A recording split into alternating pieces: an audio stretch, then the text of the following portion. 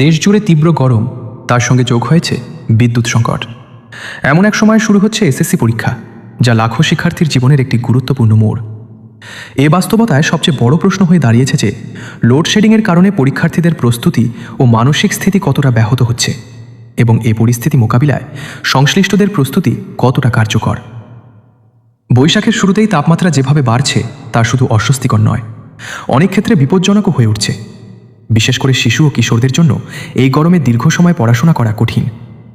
এর মধ্যে যদি ঘন্টার পর ঘন্টা বিদ্যুৎ না থাকে, তবে তাদের জন্য পরিস্থিতি আরও জটিল হয়ে ওঠে। গ্রাম ও মফস্বল এলাকায় প্রতিদিন 5 থেকে 7 ঘন্টা পর্যন্ত লোডশেডিংয়ের যে চিত্র পাওয়া যাচ্ছে তা নিঃসন্দেহে উদ্বেগজনক। এ সময়ে শিক্ষার্থীদের সবচেয়ে বেশি মনোযোগ, ধৈর্য ও অনুকূল পরিবেশ প্রয়োজন। পরীক্ষার আগের শেষ মুহূর্তের প্রস্তুতি অনেকাংশেই নির্ভর করে রাতের পড়াশোনার ওপর। কিন্তু ঘন ঘন বিদ্যুৎ বিভ্রাটে সে সুযোগ থেকে বঞ্চিত হচ্ছে বিপুল সংখ্যক শিক্ষার্থী।